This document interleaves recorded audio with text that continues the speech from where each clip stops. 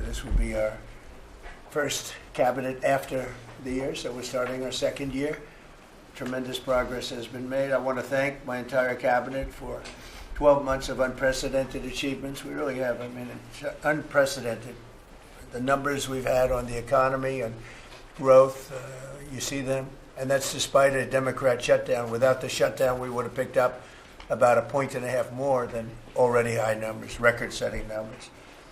So this has been, I think, and a lot of people say it, the most successful year of any administration in American history. First year, there's never been a first year like this, including the fact that we extinguished 8 wars, and another one we think is coming.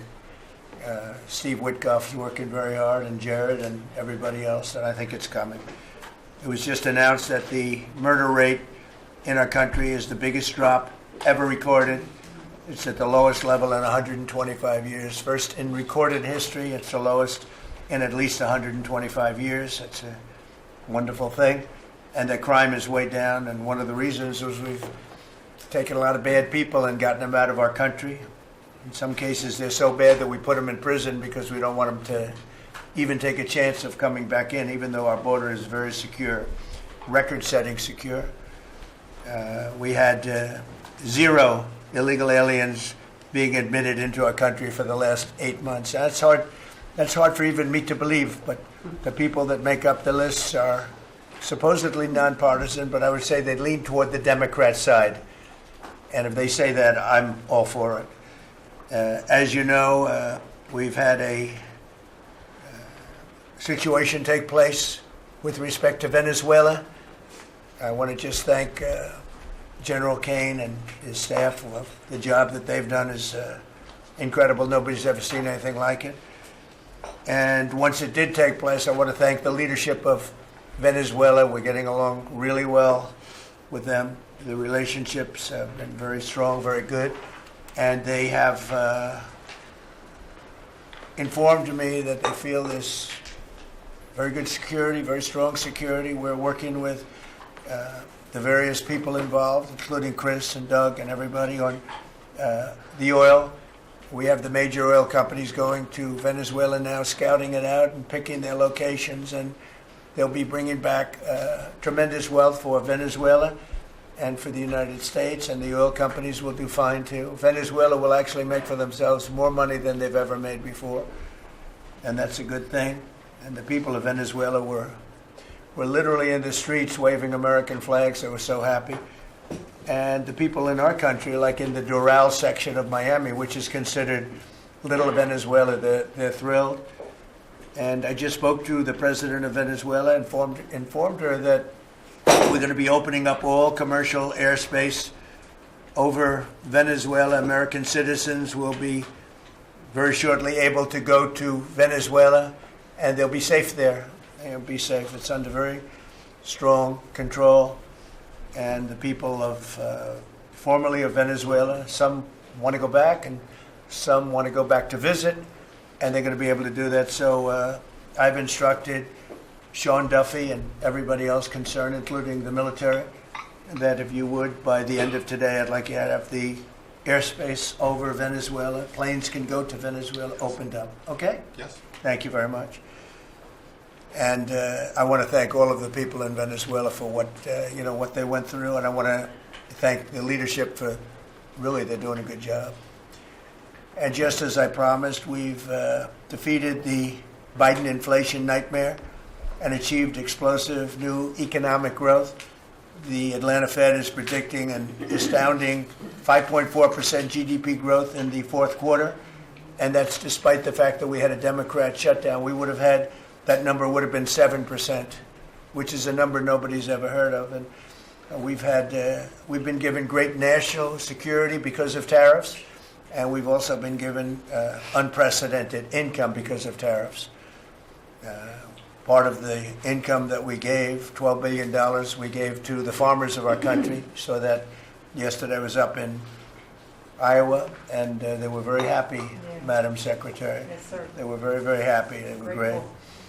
So the GDP growth in the fourth quarter was great. And it's going to be, I think we're going to have an amazing and incredible year. Hopefully we won't have a shutdown. We're working on that right now. I think we're getting close. The Democrats, I don't believe, want to see it either. So we'll work in a very bipartisan way. I believe not to have a shutdown. We don't want a shutdown. And just yesterday, the S&P 500 hit 7,000 for the first time ever. There's never been any time at which it's done like that. And the other stocks also, I think it was 52 times for the Dow, had hit a record high. But the 7,000 was not a number that was even thinkable if you go back a year ago.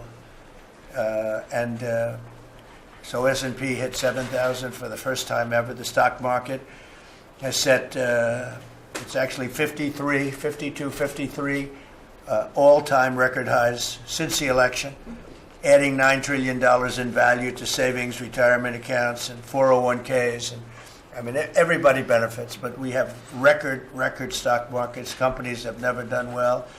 And most importantly, if you think about it, after 4 years in which Biden got much less than $1 trillion of investment into our country, actually it was taken over 11 months, even though we're 12 months. In 11 months, we've taken in more than $18 trillion. So they did less than $1 trillion, Scott, in a period of 4 years, and we've done $18 trillion in less than 1 year. So there's never been anything like that. No other country has done those numbers, by the way, in history. 10 years ago, one country did $3 trillion. No other. We did $18 trillion. Is being invested now. Thousands of businesses, plants, equipment all over the country are being built right now. And they're going to be opening pretty soon. And when they open, you'll see numbers like nobody's ever seen before. The economy is doing amazingly well. I wish the press would report it, but people are finding out. They're seeing it. It's coming. It's becoming pretty evident. It's hard to hide. Biden inflation, which is really stagflation, cost the typical family $34,000. Think of that, $34,000. But after 1 year, growth in real incomes is outpacing inflation by more than $3,000 under Trump. So one cost $34,000 and one made $3,000. That's a big swing. Gasoline has plunged to, think of this, over $4 a gallon, depending on where you are. In California, it's $7, $8 a gallon. I was in Iowa, and they had $1.85, because I had it at $1.99 a gallon. And I was corrected by two farmers that said, I just bought my gasoline for $1.85. So, Chris, you have to be doing something right, you and Doug, right? But I don't want to give you too much confidence. You got to keep it going. We're drilling, I think I can say we're drilling more than at any time ever in the history. We're taking out more energy out of our land, but specifically, if you look at oil and gas, we've never been anywhere even close. Is that a correct statement? That is correct. All-time records. Yeah, great. It's a great job. Well, it's supply and demand, so that's going down rapidly. And you know, when energy goes down, everything else goes down. They tried to do their thing. It was a disaster.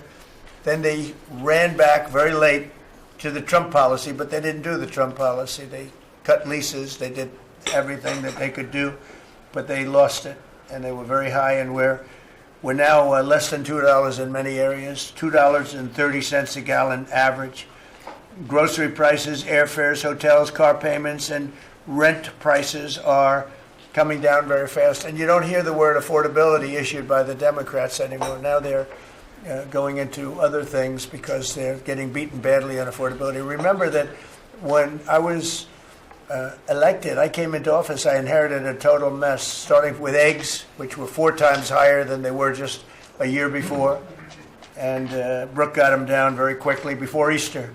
They said they wanted me to buy plastic eggs for the egg hunt, at the very famous egg hunt at the White House. Sir, would you buy plastic eggs? And we buy a lot of, like 100,000 eggs. They said, we're not going to buy plastic eggs. And by the time we had the egg hunt a few months later, we had the prices down pretty good. And now they're really low. Now they're at a very low level. So we really have, you don't hear the word affordability because we inherited very high prices, and we inherited the highest inflation in 48 years. I say the history of our country. I think it sounds almost the same. Actually, I think 48 years sounds actually worse for some reason. So I'll go with the 40 because the press corrected me. I said history, and they said it's not history, it's 48 years. I said, I'll accept that. And we had the highest inflation in 48 years. We have now as you saw yesterday with the Fed, I'm not a fan of his, he said that inflation essentially is not a factor. It's really been pretty amazing. I just put out a statement about his statements. I won't repeat them here because they're too angry. And thanks to our tax cuts, millions of Americans will soon receive record-setting tax refunds. You're going to get a lot of tax refunds, with the average refund expected to be over $1,000 higher than it has been at any time. So we're going to be getting some pretty good refunds, a lot of people.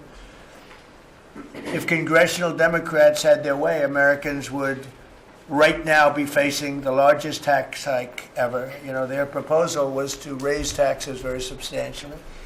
And our proposal, which is in the great big beautiful New Deal, it's a New Deal in its own way. It's a Republican version of the New Deal. Right behind you is a nice picture of FDR. This is a much better deal than the FDR deal.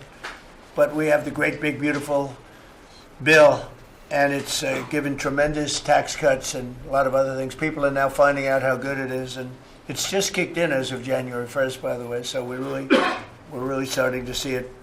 Even though it's a month, we're really starting to see it. The U.S. economy would be cratering if they had won this election. Our country would be in very bad shape. Would be maybe not much of a country anymore. I don't think it would be a country anymore. They were doing everything wrong, but they were going to give you the largest tax hike in history, and we're giving you the largest tax cut in history in the great big beautiful bill. In addition, I think it's very good. I think it's very important. You have no tax on overtime, no tax on tips, and no tax on Social Security, but you also have, you're getting this is the first time this ever happened. If you buy a car, you go out and borrow money, you get an interest deduction. You take the interest rate, the interest that you're paying on the loan, you're able to deduct it for income tax purposes. So that's a first ever, and I think it's going to be great for everybody, including the car companies. I was in Detroit 3 weeks ago. I went to the Ford factory, spoke to the General Motors people. It's all the same. They're doing better than they've ever done. The factory I went to was like a World War I, earlier than World War I factory, opened up. One of the oldest buildings, but one of the biggest. And Ford was getting ready to close it a couple of years ago, and then they saw that I was doing well, and it looked like I would have a good chance of winning. And they kept it going, barely going. And last week they announced, during my visit, they announced that they're going to round the clock production. They never thought it was. I said, did you ever think? I spoke with Bill Ford and the president of Ford. They were both there, and they said, we can't even believe it. We were going to close this building 2 years ago, and now it's going round the clock. They said, we cannot. I mean, they said, we wish it was twice the size, but they're now building additional plants in the United States, as is everybody else.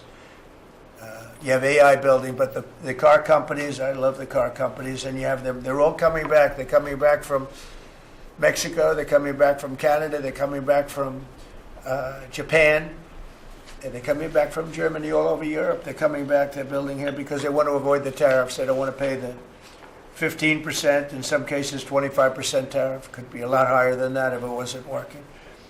So because of that, they're all coming back. One statistic yesterday that Scott told me is that for the first time ever, tell them about the steel in Japan, that we are now making more steel. Go ahead, please. So yesterday they reported for the first time in 26 years, the United States of America produced more steel than Japan. Wow. And that is entirely driven by your tariffs. Amazing. Think of it.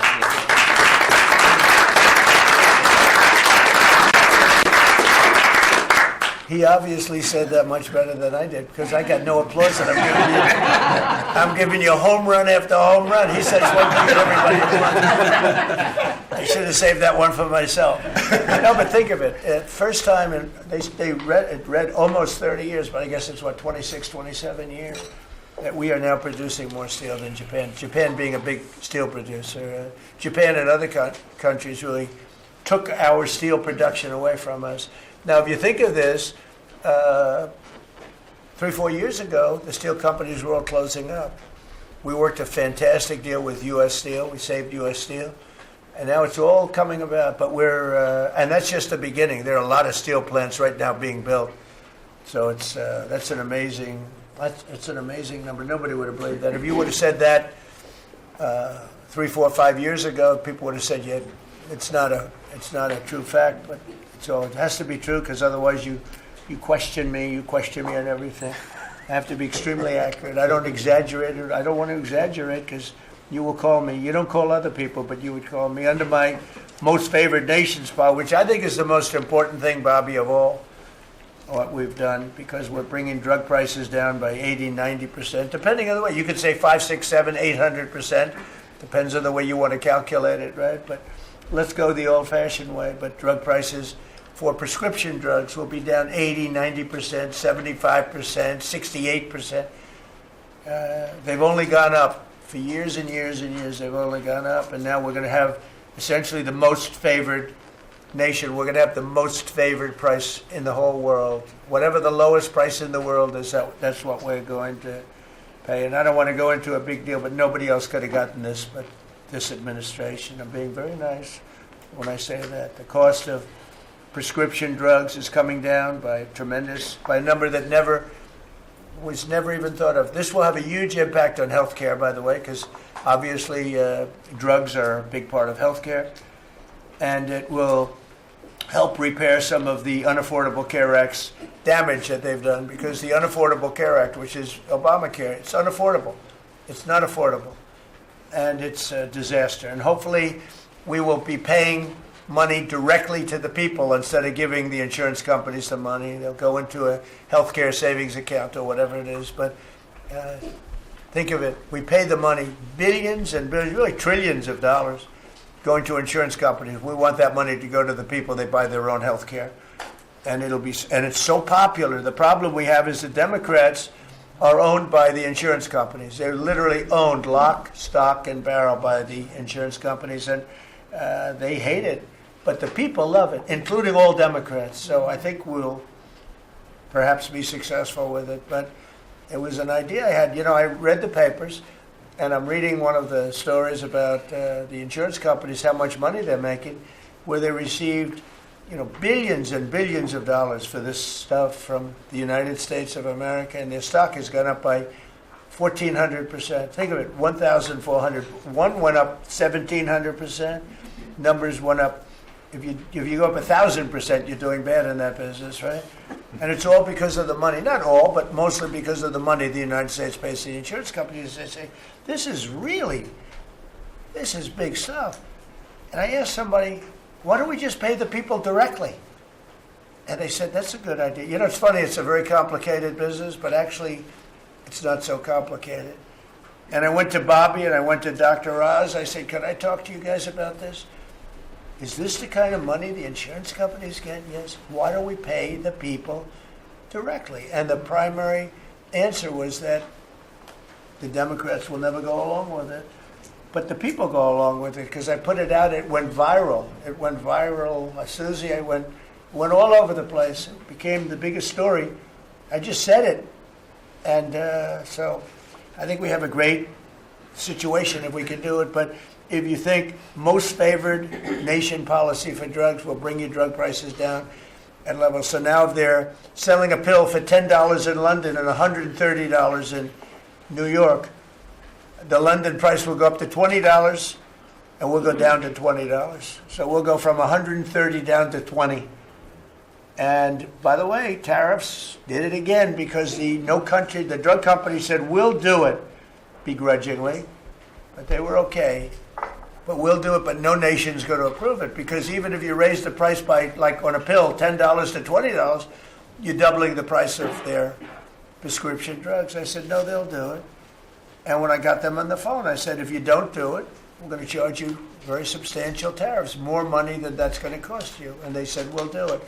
And before, I don't know that any other president even tried to do it. We can't find it. But if they did try, they wouldn't have gotten through the companies. They wouldn't have gotten through the company, and then they wouldn't have gotten through the country. I spoke with Macron. He was the first one. He was not at that time wearing sunglasses. And he said, no, Donald, I will not do this. I will not. I won't even consider, you're asking me to double the price. I said, you have no choice. You have to do it because you guys have been ripping us off. In other words, the whole world, we've been subsidizing the whole world on drug costs. That's why they were $10 and we'd be at 130. As an example, there were many examples. I could give you examples even worse. He said, no, I will not do that. And I said, yes, you will, 100% you'll do it. He said, no, I won't do that, Donald. You're asking me to double the cost of our prescription. We will not do that. I said, look, you've been ripping us off now for decades. We're not going to do it anymore. You can do it under Biden and Obama and other people. You're not going to do it under us. We won't do it. I said, well, if you don't do it, I'm going to charge you a 25% tariff on all of your wine, champagne, and everything else you sell into the United States. He said, like I said, I will do it. And that was the end of the conversation, right? That was the end of the conversation. So now we have favored nations that everybody said would be impossible to get. And I then had the same conversation with 15 other countries. Every one of them agreed. After a short conference, they all said no. And then within a matter of seconds, they said, we would be very happy to do that. Thank you for asking in such a nice way. And it's a great achievement. I think it's going to be one of the best achievements we've had in this country in a long time. So we're going to be knocking drug prices down at levels never seen before. I want to thank the drug companies because once they agreed, they really did. They felt it was very unfair. One of them told me it's actually a relief to agree because this has been just a rough thing for me, to justify. Because they couldn't justify it. I said, how come in London I can buy something for $10 and in New York I have to pay $130? And they go, well, it's research and development. I said, yeah, but you have research and development from them. Made in the same factory, made in everything. This is where my friend, who's very successful, I told you, a seriously overweight person, he takes the fat pill or the fat shot. And he was in London and he said, costs $87 there, costs $1,300 in New York. What's going on? He called me up. And, I knew that, but he put it in a very blunt way. I've known him a long time. He's a crude individual, but smart as hell, made a lot of money. But he just thought it was sort of ridiculous. He happened to be in London, and he got the shot, Ozempic, I think, or one of them. And I told him it wasn't working. For him, it didn't work. But he brought up a good point. It didn't work.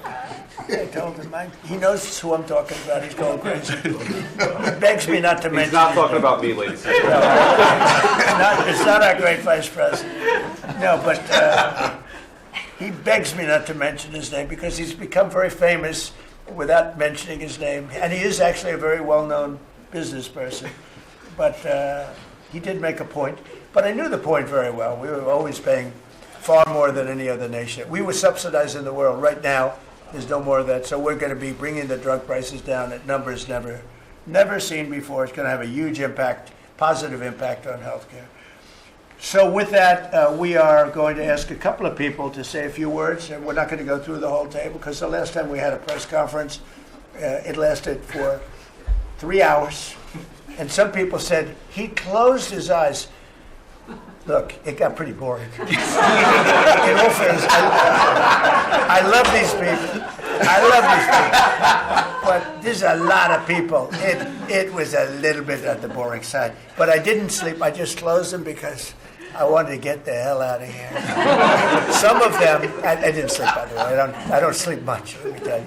But, it's funny. Some of them got me in a blink. When you go like, and they took me as at the closed segment of my cycle.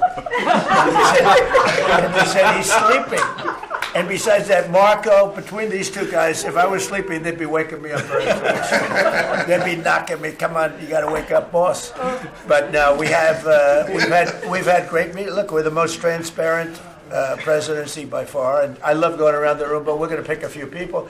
I think I would like to ask Steve if he could just give us a brief description of how well we're doing in the Middle East, because we have peace in the Middle East now.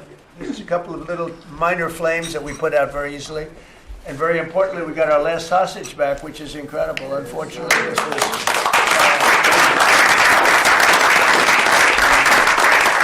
something that nobody said could be done. And I will tell you, Hamas was a big factor in getting all of the hostages back. We were not happy with them, and they had to bring them back, and they found the dead hostages, the bodies of hostages. And those parents wanted their sons back, I think in all cases sons. But they wanted their sons and their family. They wanted their sons back as much as the people that had living hostages that we got them back to. So we got the 20, but remember, we got hundreds back previous to that. But I always said getting those last 20 back is going to be very tough. And we got them back, and we got all of the bodies back also, which to those parents was just as important as getting back the son that was living. Steve, could you give us a little description, please? Well, your policy of peace through strength, that's what delivered them home. Without that pressure, it never happens. We are in the second phase now.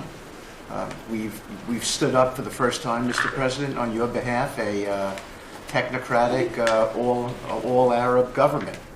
We've got the terrorists out of there, and they're going to demilitarize. They will, because they have no choice. So we expect that. Pardon me? And now we want to get Hamas no guns, right? Right. They're going to give it up. They're going to give up the There's a good chance we're gonna AK-47s. get that. A lot of people said they'll never disarm. Looks like they're going to disarm. And they did help us with those bodies, getting them back. And that family is so grateful to you. They called, I spoke to them, Jared spoke to them. You know, it's an amazing story. He broke his shoulder, but he went out there because he didn't want his friends to fight alone. He would be alive today but for that. He had no reason to go out with a broken shoulder, and he went out and fought them courageously And died. and died. That's right. This is a great story, and the parents are great. They were the only ones who didn't, they came back pretty rapidly, actually, considering. And we had get some back initially with the initial group. After that, we had to get a lot. That's a tough job. That's a nasty job, too. Who would want that one? That's a nasty job. And between Israel and Hamas working together, if you can believe it, they got them back. And we got the last one back yesterday, and the parents are so happy. It's amazing, actually, how... We sent a message to the parents on your behalf, as you suggested, and they were so grateful. I guess grateful to me is a much better word, because it's hard to be happy, but they were, actually. I mean, they couldn't believe that they had their baby boy. The mother said, my baby boy back. It's a very terrible thing. Steve, Russia, Ukraine, we're making a lot of progress. Could you explain that? The Ukrainians actually said that we've made more progress since Geneva than they've seen in the last 4 years of that conflict. So we had 5 Russian generals last Sunday in Abu Dhabi with Jared and Dan Driscoll, and we think we made a lot of progress. The talks will continue in about a week, but lots of good things happening between the counterparties discussing the land deal. They're talking together. We have a security protocol agreement that's largely finished, a prosperity agreement that's largely finished, and I think the people of Ukraine are now hopeful and expectant that we're going to deliver a peace deal sometime soon. And because of the cold, extreme cold, they have the same that we do. I personally asked President Putin not to fire on Kiev and the cities and towns for a week during this. It's extraordinary. It's not just like cold, it's extraordinary cold, record-setting cold. Over there, too, they're having the same. It's a big pile of bad weather, the worst. But it was, they said they've never experienced cold like that. And I personally asked President Putin not to fire into Kiev and the various towns for a week. And he agreed to do that. And I have to tell you, it was very nice. A lot of people said, don't waste the call, you're not going to get that. And he did it, and we're very happy that they did it. That's correct. Because on top of everything else, that's not what they need, is missiles coming into their towns and cities. So I just thought I should say it. I thought it was a very good thing. And Ukraine was, almost they didn't believe it, but they were very happy about it, because they are struggling badly. I They're think it struggling. shows, Mr. President, how you provide an overarching sort of presence in these negotiations. The Ukrainians never thought it could happen. The Russians are doing things maybe that people wouldn't give them the credit for doing, and I think it always comes down to your indomitable spirit. Well, it was a good thing. You know, if you think it's cold over here, they say in Ukraine you can add another 20% to it. It was very cold place anyway, but this was, they see numbers that were so, they'd never seen numbers like that, cold numbers like that. So it was, I thought I should mention it. Could I ask Scott Bessent, we have so many things happening, could I ask you to maybe say a few words, please? Yes, sir. So the one big beautiful bill that was passed on July 4th last year, we're starting to see the effects kick in. You mentioned the great economy. One of the things in the one big beautiful bill, Mr. President, it was an honor to host you, and as you said, the best rapper in the world, Nicki Minaj, at yesterday's Trump Accounts Summit. We've now had 1 million people sign up for Trump accounts just this week.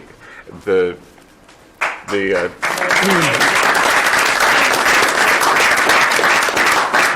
think there'll be 25 million families who are eligible. The segment that you and she did has 1 billion hits. 1 billion hits on the internet. So we're telling everyone, go fill out form 4547, trumpaccount.gov. So thanks to you, the Trump accounts, the next generation's America will benefit from today's record-breaking economy, record-breaking markets. Sir, when we came in, the Biden administration had destroyed the American people with the 3 I's: immigration, inflation, and interest rates. Immigration, check, you close the border. The inflation, as we've heard, back down to target. Prices are coming down. And interest rates, we hope there's more on the way. We've got gains in wages, low prices, and I think 2026 is going to be the year for the Trump boom. It's going to be a supply side boom. I enjoyed the trip out to Iowa. In the diner, the staff there was thanking you for the no tax on tips, and they're expecting big refunds. From that, we saw the CEO of John Deere, who said, thanks to your tariffs, new plants in Indiana and North Carolina coming. 2 massive plants being built by John Deere. And he's the chairman and CEO, wonderful guy. And I said he was at the event we had in Iowa, which is appropriate, John Deere, Iowa.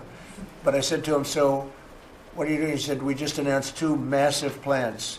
In fact, they're going to have 1 plant for excavators. And he said, there hasn't been an excavator built in this country in 50 years or something. He said they're taking it out of Japan and they're moving it into the United States. They're 2 very big plants. And I said, so why are you doing it? He said, because of you and because of tariffs. I said, if we didn't have tariffs, would you be doing it? He said, absolutely not. So it's very important, and I hope we're going to be successful with the Supreme Court case, because we're waiting, and we're taking in hundreds of billions of dollars, and we don't want to give it back, number one. And number two, and you know, the people that are fighting us on that case, by the way, are China-centric. These are people that are for China, but they're also outside of the United States. These are countries that have ripped us off for years and years, charging us tariffs. And now we're doing an amazing job, and we're getting it back. We're getting it all back and then some. And they're the ones that are leading that lawsuit that we have in front of the United States Supreme Court. So it's a very important lawsuit for our country. And hopefully it's going to work out. We're waiting a long time, but hopefully it's going to work out. We've taken in hundreds of billions, even trillions of dollars, and certainly we've taken in trillions of dollars of, you know, a big part of that $18 trillion that's coming in is because of tariffs. They're coming in, they're building because they don't want to pay the tariff, and the tariffs are very, you know, steep. They could be much steeper. You probably saw I put out a truth today, and the tariffs could be much steeper. We've been actually very nice about it. But even being nice about it, we've taken in hundreds of billions of dollars, and honestly, they've given us tremendous national security. The power that we have because of that, they have given us tremendous strength and national security. Go ahead, Stephen. Yes, sir. And the The IEPA power you used on the tariffs, as you said, we're bringing in tens of trillions of investments. The tens of trillions of investments turns into factories construction, which turns into factory jobs, which turns into consumer spending. You've right-sized the government, so government employment is down, private sector is up. Growth was a stunning 4.7, 4.8% in the past 2 quarters, biggest back-to-back gains in a decade. And we are doing that with government finances improving. So that will bring down the borrowing costs, the calendar year budget for 2024, 7% deficit to GDP, highest when we weren't at war, not in a recession, all the way down to 5.4% and getting better. Biggest decline since 2014. Generational gains in productivity, soaring productivity. We're going to lift workers' pay, record high prices, record high profits, and stock prices are soaring. You got a manufacturing renaissance, and all the key inflation metrics are trending lower. Over the past 3 months, the consumer price index is just 2.1, and core prices are even lower at 1.6, and I think that could trend below 1, given energy, as you talked about, the pharmaceutical discounts, and rents. So we're expecting a great year in 2026, Mr. President. And we're going to be announcing next week, I think sometime, Scott and Howard and everybody, we're going to be announcing the head of the Fed, who that will be. And it'll be a person that will, I think, do a good job. We're paying far too much interest in the Fed. The Fed rate's too high, unacceptably high. We should have the lowest, and I think you read my statement today. I put out a statement before the meeting, but we should have the lowest interest rate anywhere in the world, because a lot of these countries are successful only because of us, because we allow them to have surpluses. And without surpluses, some of the countries that you most respect financially, that you say, oh, this one, that one, this one, that one, they're successful because we allow them to have surpluses. And we could easily stop that with the powers that we have, but we don't. We took some of it, but we took really just a small portion of it compared to what we could take if we wanted to. We should have the lowest interest rate anywhere in the world. They should be 2 points and even 3 points lower. And if it was, each point is the equivalent of, I would say, $500 billion. So if you got 2 points low, you have $1 trillion in saving, and it's almost, if you call it just a paper expense. You can do it with a pencil. It's not cutting. It's not saying we have to get rid of jobs, or it's just like literally so easy to do. But we have a guy that doesn't want to do it because he's, I think he's politically biased. I really do. I believe he's politically biased because most smart people say it's not even a question. But despite that, we were able to bust through. It's like busting through a wall. We're able to bust through a wall, and we have the kind of numbers that Scott and Howard with the steel and other things talk about. What would you say, Howard, in terms of how we're doing, generally speaking? Great businessman, very successful guy. He's doing a really good job. What would you say? Well, no one, before you walked in the door, no one thought our economy could grow 2%. Fourth quarter, with the shutdown, 5.5%, and that means the first quarter, you could see the United States of America, with its $30 trillion economy, grow in the 6% range, and no one thought that was possible. That's how you get jobs, that's how you get money down, that's how you fix the deficit. You are fixing everything with your policies. You have changed America and created the golden age. Thank you. And with the help of the Fed, because we really, we want help, not hindrance. Why would the Fed hinder? But with the help of the Fed, with the right choice, if we make the right choice, a lot of times you make a choice, you think it's good, and it turns out to be not good. But with the help of the Fed, we could hit numbers that have never been hit before. We could hit 8, 9, 10. There's no reason why not. And, I talk about, if you go back 20 years, 25 years, I'm old enough to remember, when we had good news, when you announced good news, the stock market went up. You announced anything good, the stock market went up. You announced bad, the stock market went up. And that's the way it should be. But now it's, over the last 15 or so years, if you announce good news, that means they're going to raise interest rates because they want to kill it. So you can never really be that successful because you announce all record numbers, great, because they're afraid of inflation. But growth doesn't have to have any impact on inflation. It can make inflation go down in many cases. So, and you've seen that with us. I mean, we're growing at a much faster rate than anybody thought was possible. We have very controllable inflation. With Biden, we were getting killed, and we had the worst inflation in 48 years in history, in the history of our country. And that's with going down. So growth is a great thing. It doesn't mean inflation. And I want to go back to a system where when we announce good news, they say that's great. We can lower interest rates instead of raise interest rates. And by the way, if inflation comes, we'll take care of it when it comes. But you know, they're trying to guess it, and they're trying to get it 10 years before in advance. And you know, we want to make this country greater than ever before, and I think we're doing that.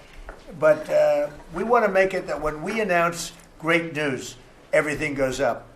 If we announce bad news, that happens too. We bring it down, and we control, and we do what we have to do. But we can have numbers in the upside like nobody's ever seen before. I want to ask Bobby to say a few words, if he would, about some of the incredible things that we've been doing in your department with Oz and everybody else. Mr. President, we're in the process of implementing your great healthcare bill, which is going to increase affordability, drive down costs, and increase the quality of healthcare for every American. You mentioned MFN, Most Favored Nation. We now have agreements with 16 of the 17 drug companies.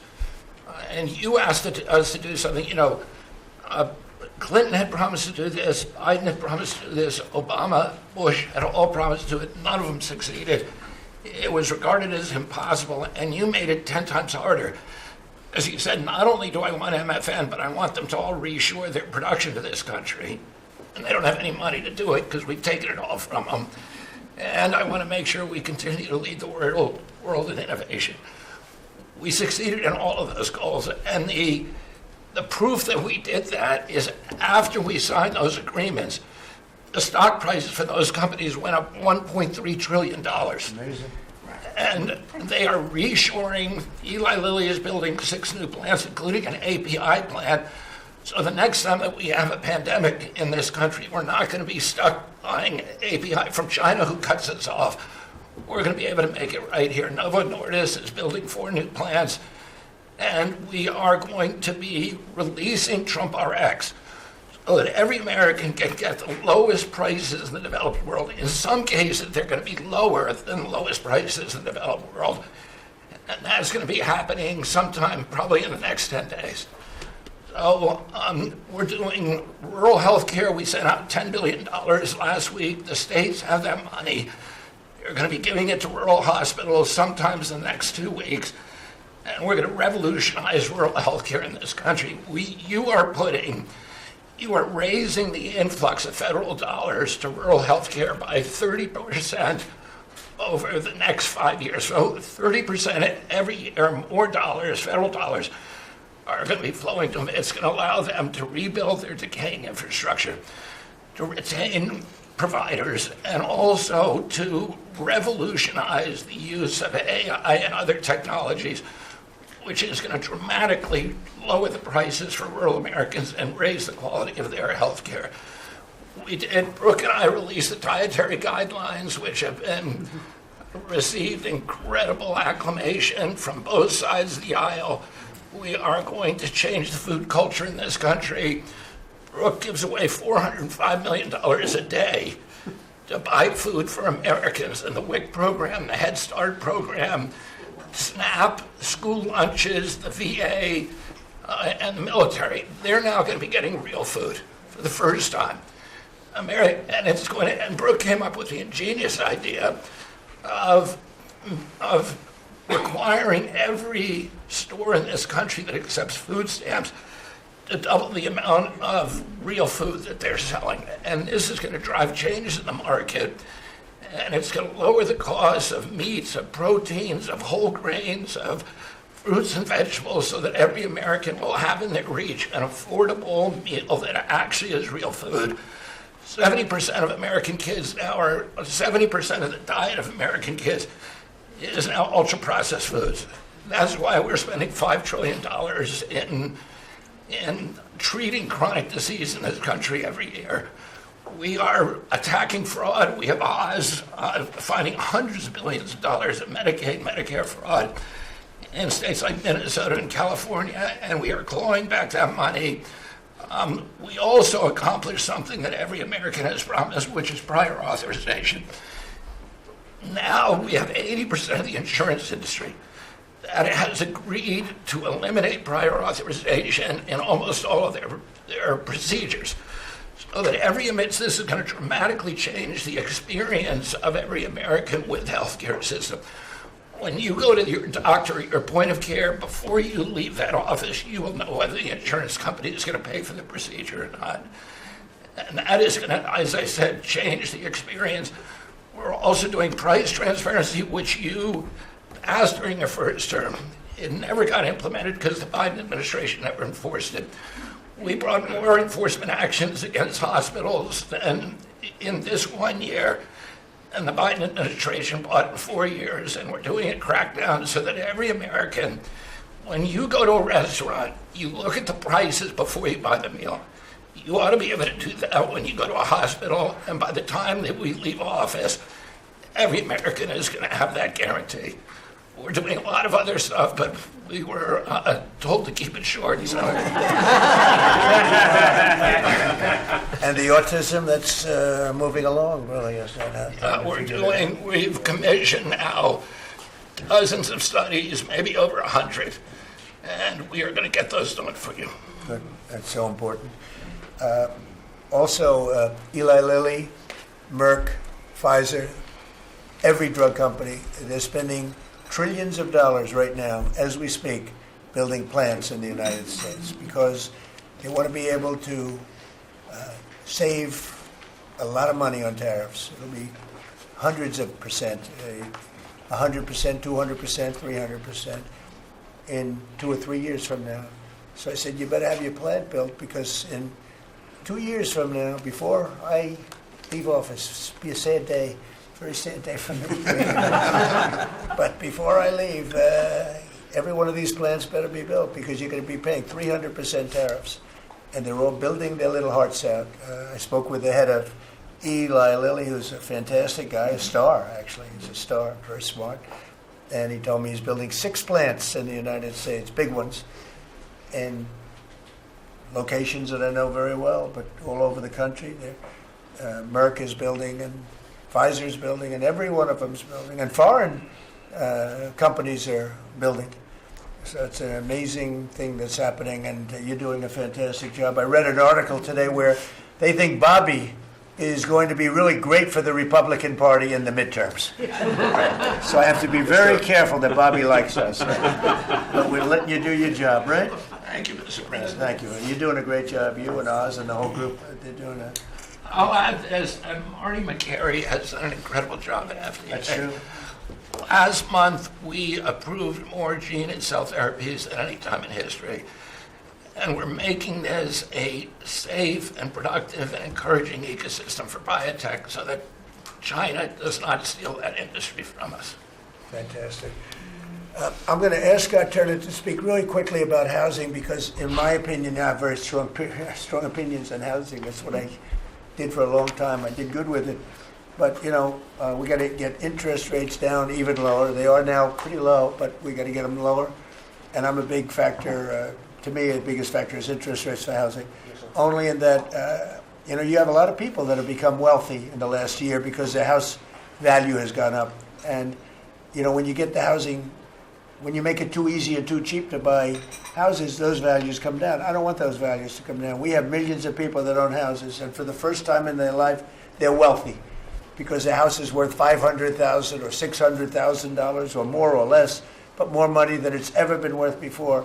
I don't want to do anything to knock that down, and so I want to be very careful with this. You make housing, I can turn on housing immediately, but you make it too easy and you're going to knock the value down of people that own houses. I want to, for those people, those millions of people that own houses, we're going to drive those values up, but we're also going to try making it easier for people to buy. The best thing that can happen for both groups of people is lower interest rates, and those interest rates are coming down, and with a proper, intelligent person at the Fed, that person will be able to work with us to get interest rates down. That covers all of the sins. It covers everything. Lower interest rates keeps the values up for the people that have housing and lets other people buy housing. And Scott, if you could just expand quickly on that. Yes, sir.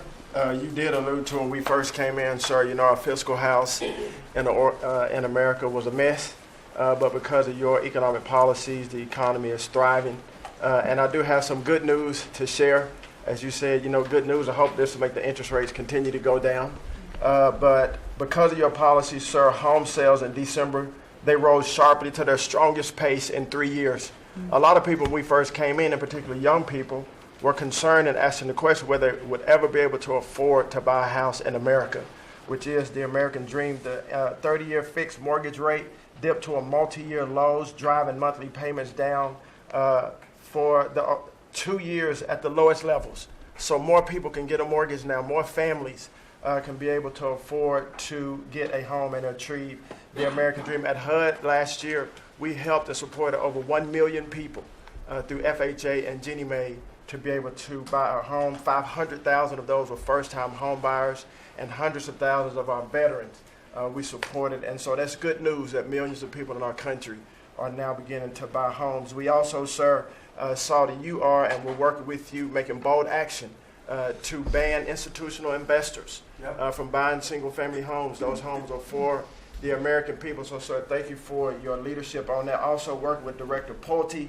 over at FHFA to buy $200 billion worth of mortgage-backed securities, driving down even more the cost to get a home. And so we're grateful for those actions. Also, the One Big Beautiful Bill has been tremendous, making the low-income tax credit increase, working with Secretary Bessent at Treasury to produce more projects and more homes in America. And the One Big Beautiful Bill also made our beloved opportunity zones permanent. And the media doesn't talk about opportunity zones very much, but I'll do it today because I know that they have been transformative in our country. Over 1 million people lifted out of poverty, sir, in opportunity zones. 300,000 new units of housing in opportunity zones, and a 3.4 increase in the value of houses. And that's in good. By the way, we have to give him credit. Senator, he's a great guy. Tim Scott came to see me, first administration, first term, and he had this idea for opportunity zones, and he gave me the idea. We did it. We implemented it. It's one of the most successful programs in the history of our country, and nobody talks about it. The press doesn't talk about it, but I want to just tell you, Tim Scott, Senator, South Carolina, did a great job, right? Did a wonderful job, yes, sir. Did a good job. He's a good man. Yes, sir. And so those have been made permanent now. Will help millions of Americans to be able to afford to buy homes. Also, the One Big Beautiful Bill has been allowing HUD to make sure, working with the Department of Homeland Security, that every person that lives in HUD-funded housing is an American citizen. A blind eye has been turned prior to us being here to people living in HUD-funded housing, but no more. We're going to take account and transparency to make sure. And so there's a lot of crime that goes on in public housing, but we're coming after the criminals and making sure that everybody in there is an American citizen. So thank you for your support. We are now have taken possession of our new building in Alexandria, and we're going to save the American taxpayers hundreds of millions of dollars. So, sir, thank you for your support and your leadership. Good job. Thank you, Scott. Great job. Appreciate it. One of the things Scott said, though, is, again, existing housing, people that own their homes, we're going to keep them wealthy. We're going to keep those prices up. We're not going to destroy the value of their homes so that somebody that didn't work very hard can buy a home. We're going to make it easier to buy. We're going to get interest rates down. But I want to protect the people that for the first time in their lives feel good about themselves. They feel like that they're wealthy people. And I want them to understand it. There's so much talk about, we're going to drive housing prices down. I don't want to drive housing prices down. I want to drive housing prices up for people that own their homes. And they can be assured that's what's going to happen. Chris, could you say a few words about energy, please? You bet, Mr. President. I can say with confidence that your energy dominance agenda is firing on all cylinders. United States oil production today is greater than Saudi Arabia and Russia combined, the number 2 and number 3 producers. Our natural gas production today is greater than Russia China, and Iran combined, the second, third, and fourth largest natural gas producers. Huge production in the United States. Secretary Burgum at the Interior Department has taken in more money on oil and gas lease sales in the first year of this administration than the entire 4 years of the Biden administration. And beyond oil and gas, 6 new coal leases under this first year of this administration from the Interior Department, and coal production is growing again in the United States after years of decline. And this beautiful clean coal was the MVP of the huge cold snap we're in right now. I can say with some confidence, hundreds of American lives have been saved because of your leaning in and stopping the killing of coal and revitalizing coal. Coal, over the last few days, where we're at peak demand in electricity, has delivered 20 times more electricity than solar and batteries. Think about that, 20 times more. An industry. Because coal doesn't mind very cold weather, right? Clean, you're not allowed to say the word coal without proceeding by saying clean, beautiful coal. Clean, beautiful coal. It's not affected by bad weather. Rain, snow, sleet, freezing cold. How does it react under freezing cold weather? It steps up and delivers big time. In fact, what coal did during this storm was deliver massively more electricity than it was delivering a month ago, because we needed far more electricity. Who can step up? The windmills, by the way, are all frozen. You know that they don't turn. The windmills aren't turning. The windmills that these fools paid for. The fool is this country, because the people that have the windmills get massive subsidy, and they make a fortune on windmills that don't even work, and they don't produce anywhere near what they should be. And it's the worst, most expensive form of energy there is. And by the way, Europe is destroying itself with the stupid windmills they're putting all over their beautiful areas of most magnificent landscapes in the world, and they're just destroying. Europe better get smart. Between immigration and energy, they're destroying. It's not recognizable. They've got to smarten up before it's too late. Please go ahead. Yeah, in New England, with somewhat European energy policies, at peak demand time, very cold in New England, wind, solar, and batteries that you were just speaking of delivered less than 3% of the electricity needed at peak demand time, and that's when it matters. Because if electricity goes out when it's very cold, people die. Over 200 people died in a smaller cold snap during the Biden administration. This was massively larger geographically. We've had no failure of the electricity grid, no failure of long-distance transmission lines. Local distribution lines have iced up and come down, and we have people from all over the country working to get those back up because people need their lights back on. But your energy policies delivered just a dramatically different outcome for the American people. If we'd continued the Biden-era policies for one more year, continued to shut down coal plants, continued these crazy climate restrictions that wouldn't even let power plants run at maximum demand time, we hadn't liberated all the backup generators that are sitting there. We gave up an emergency approval, So a lot of run those everything. plants that were going to close, coal plants that were modern and good and threw up very little problem, and that were really powerful. You know, by the way, China does most of everything they're doing with coal. Not that we want to copy anybody, but you know, they make the windmills, but they don't have a lot of wind farms. That's somebody ought to look at that. How many wind farms do they have? Very, very few. They make them, they sell them, they make a fortune, but they don't use them. So the coal, I mean, I understand they're using it also as a great backup. So you build a plant, but they have it as a backup in case of tragedy, in case of really bad weather, et cetera, et cetera. They actually store coal on the site of other plants, so that if they need emergency energy, the coal is always going to be there, whereas other things aren't. Is that correct? Exactly. Coal just stepped up here to 25% of our electricity during this high demand time. Natural gas, coal, and nuclear, they are what run the American electricity grid. The others are ornaments and often expensive And you ornaments. stopped plants from being Prices. demolished, right? 17 gigawatts of coal generation plants were slated to close last year that were stopped from being closure by this And if they administration. were closed, we would be really tight on energy. We would have had significant blackouts at these peak cold times, and extrapolating from the last storm during the Biden administration, I think at least hundreds of deaths. Because in the South, a lot of heating is done with electricity generation. If those grids go down, people die. So these, and when going back to the Working Families Tax Cut Act, or the One Big Beautiful Bill, that got rid of $500 billion of subsidies, energy subsidies, that do nothing but make energy more expensive and less reliable. And under this administration, we've spent massively less on energy, and we've delivered massively more on energy.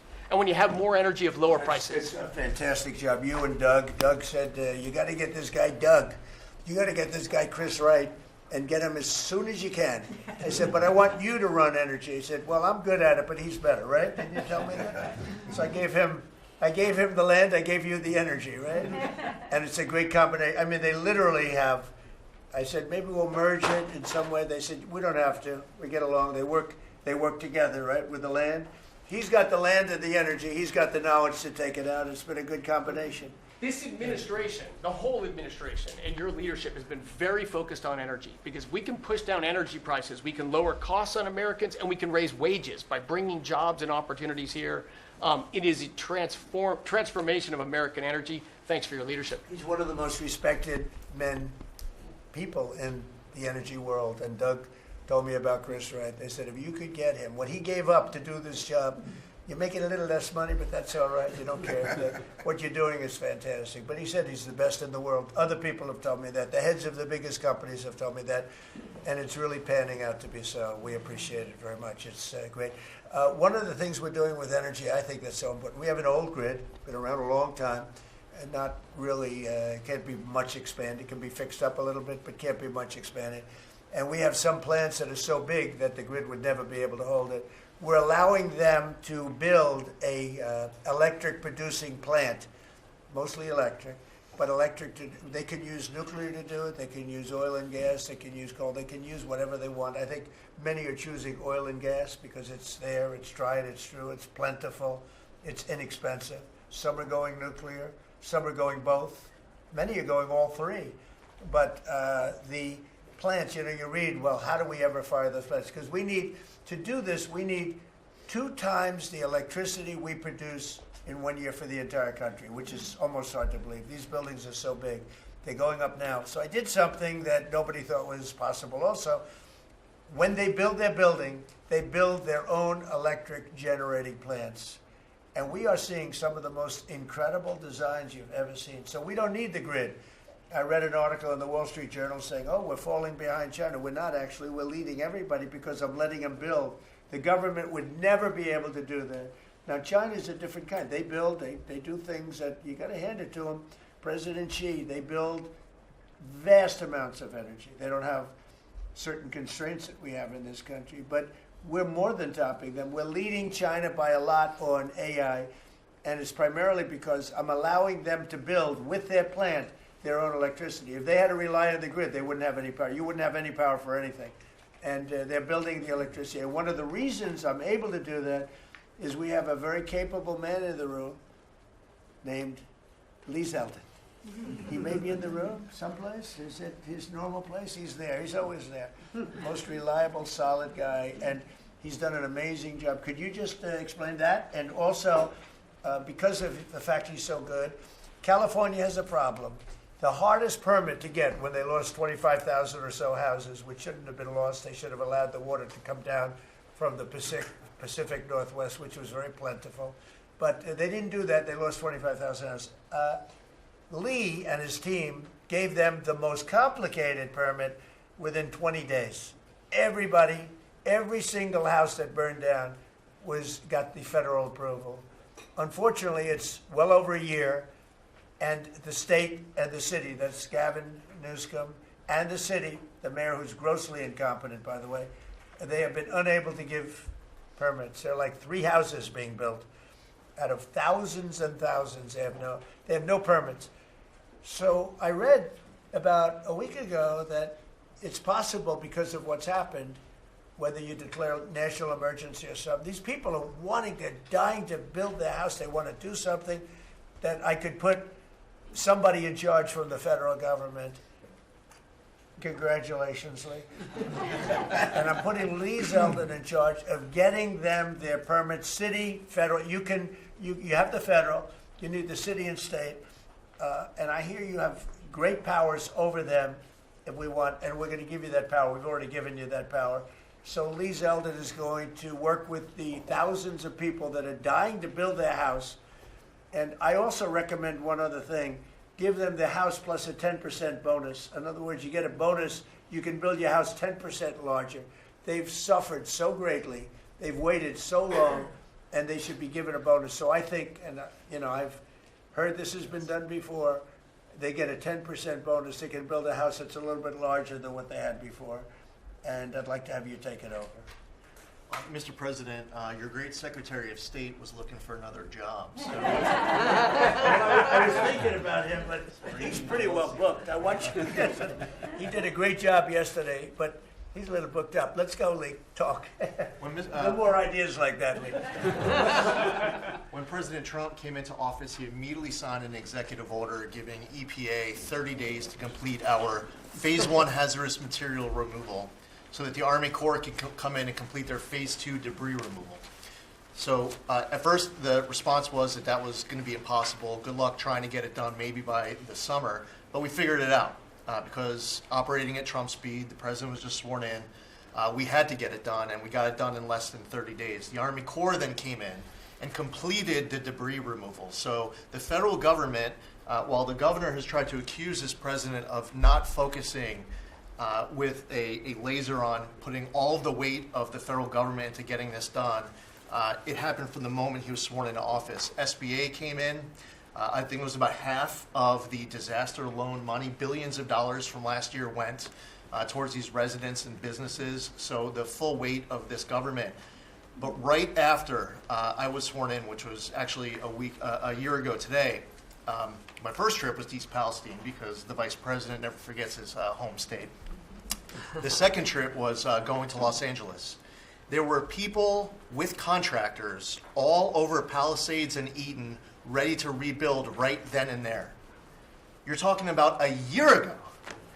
And now the frustration, the passion that we all hear from all of these Los Angeles residents.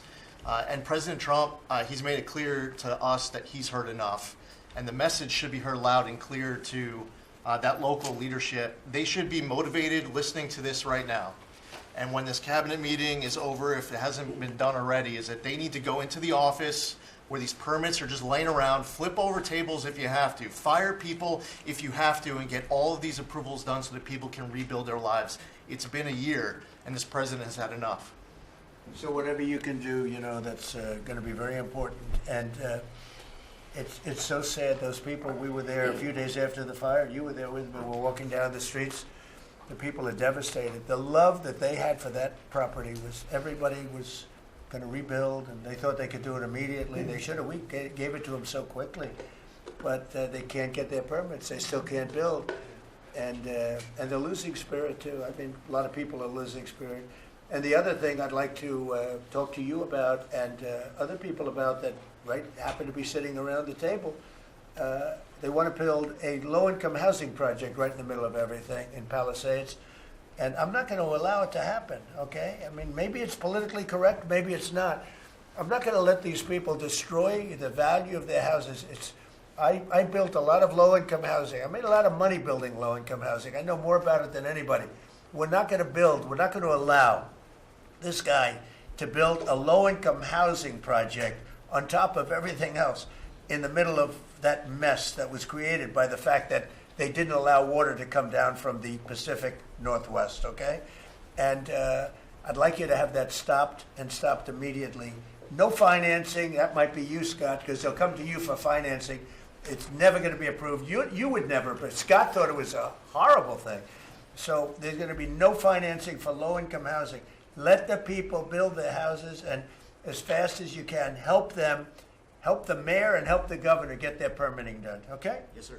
Okay, thank you very much. Kelly, I think you were just alluded to, are you helping some of the people out there with loans? Yes, Mr. President, thanks to your leadership, you also helped put the fires out. Your executive order got water to the scene in your earliest days of your presidency. So you've been there from day one. We've been out there twice now. There had been no changes until your executive order this week that is allowing that permitting to happen quickly. We have 16,000 structures burned. We have put loans out on 12,000 of them for $3.2 billion. More than half of all the disaster money delivered in America went to that area. Now, because of the abject leadership, the failures of Gavin Newsom, they have not been able to rebuild. Because of your leadership, they're going to be able to rebuild. But that's not all you've done. They'll take the credit for it, watch. It'll start, and they'll take the credit. Look at the great job we did. They would never, it wouldn't get built in 20 years, and it will be destroyed by building low-income housing next to luxury housing. History says that doesn't work too well. Go ahead. We're going to make sure that doesn't happen, Mr. President. Please. But under your leadership, you've ended at least 8 wars, okay? But probably the most important and underreported war that this president ended was Joe Biden and the Democrats' war on Main Street and hardworking families. We've seen it as I've gone across the country this month, 10 different states, and we saw it when we were together in Iowa. Hardworking families, farmers, small businesses expressing gratitude, lined up to thank you. I was out with our great vice president last week in Toledo, Ohio. They are thanking this administration for getting Main Street back. The Trump tax cuts, the tariffs, deregulation, it's all rocket fuel for hardworking families and Main Streets. And I see it whether it's talking about small business expensing, 100% accelerated for Made in America factories, the 20% pass-through, but it's also working families where they have expanded child tax credits, increased standard deductions, permanent low-income tax rates, health savings accounts, Trump accounts. This president is delivering for Main Street. It's the most underreported story in this country. And I see it in Main Street businesses. All-time small business confidence hit a record under this president last year after the Trump tax cuts. All-time small business formation now at 36 million small businesses and a record $100 billion out from SBA because a record number of people want to invest in this country and hire. And whether I've talked to manufacturers about tariffs, they know that this president is bringing manufacturing back, just like Prince Manufacturing in Macon, Georgia. 500 employees machining parts for our defense, our agriculture, our automotive, our aerospace industry. They're going to hire 500 more people this year because of tariffs, because of the Trump tax cuts, and because of SBA lending. And I see this state after state as I've gone across the country, talked to hundreds of business owners, walked dozens of factory floors. This is not being covered, but it's going on in America. The number one problem is they need skilled workers. And this is something I'm working on with Secretary Chavez-Urimer. I'm working across the administration to ensure that we empower our small businesses. 98% of our manufacturers meet the small business definition. So Ford has 5,000 small manufacturing suppliers. The $18 trillion you brought in is creating an economic boom like none we've ever seen before. We are going to have 7% GDP growth. GDP now is probably underestimating where it is in 4Q, but with interest rates going down, with regulation going down, these are all taxes on small businesses, and those are going away. And thanks to President Trump, your leadership, we are seeing Main Street boom. Hardworking families have $1,000 already in their pockets, and when they get their $1,000 refund tax, I hope they all remember that every Democrat voted against them getting their tax refunds, because this is what our administration is doing, is powering your incredible economic agenda forward on Main Street. Thank you very much. Great job. I do want to say that on my left, I have a man who's doing a fantastic job, and on my right also, but we're spending a tremendous amount of time and effort on building our military. We largely rebuilt the military during my first term, fortunately, and we're greatly enhancing it now. We're going to be doing something new. We're bringing back the battleship, and I thought, like you remember the battleships from the great Iowa and Alabama, Missouri, those unbelievable scenes that you see, Victory at Sea. You'd see these incredible ships, and I thought they were powerful, but the battleships that we're building are going to be 100 times more powerful than those beautiful works of art. I mean, they were magnificent, all steel. We have the steel now, and we're going to be doing that as an enhancement, but our military is very, very strong. You may want to say something about the large fleet of ships that's heading over to the Middle East. Well, Mr. President, you had to, like so many other cabinet members have referenced, rebuild the perception of America. And at the Department of War, that meant reestablishing deterrence. What happened in Afghanistan, what happened in Ukraine, a war that never would have occurred, what happened on October 7th in Israel, never would have happened under President Trump. So as a result, we're having to rebuild how our enemies perceive us. And when President Trump said, we're not getting Iran, you won't have a nuclear bomb, he meant it. And we sent those B-2s halfway around the world, and they never noticed.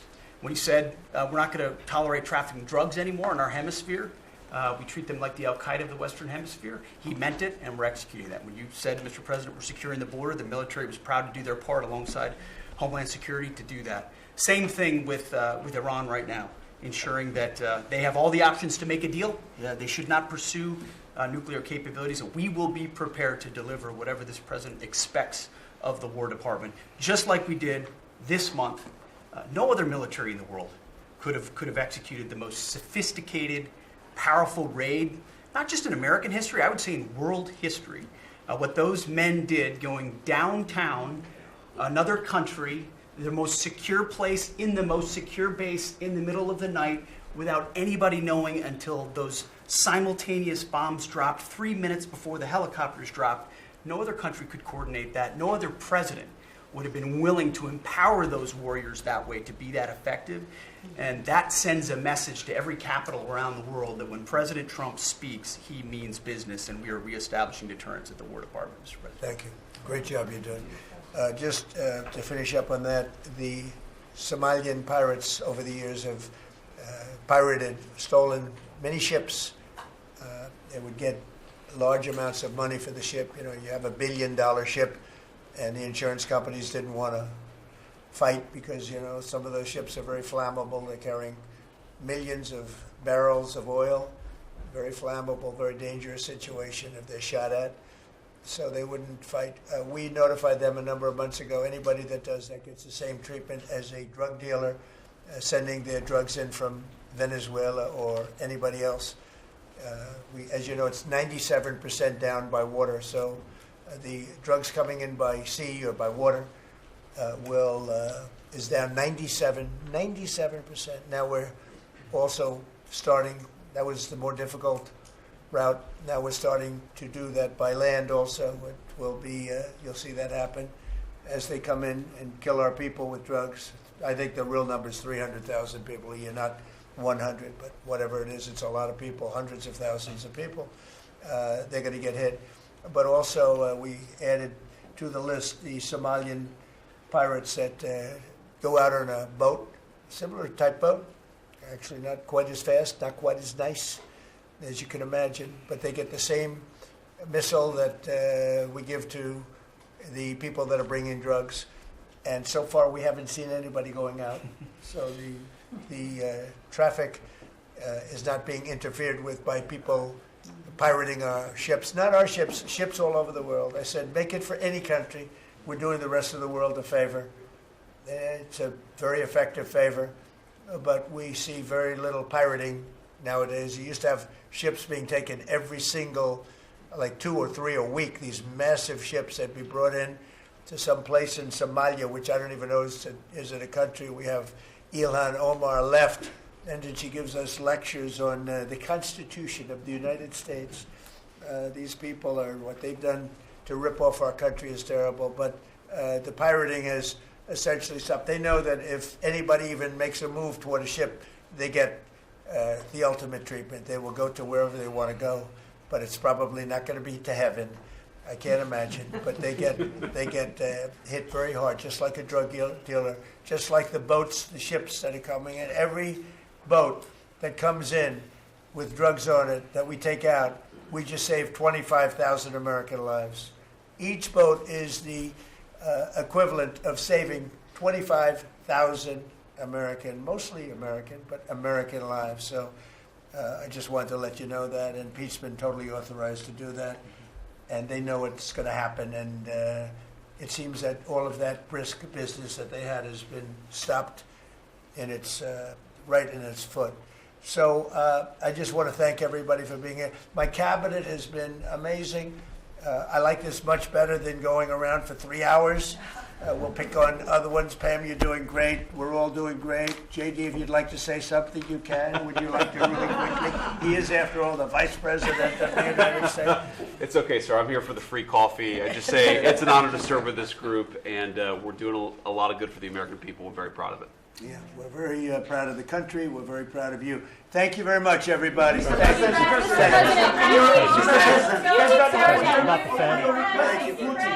Mr. President, why not take questions? Stop the Fed, Mr. President. Why not take questions? Thank you, guys. Thank you. Let's go. Start moving. Thank you, press. Keep moving.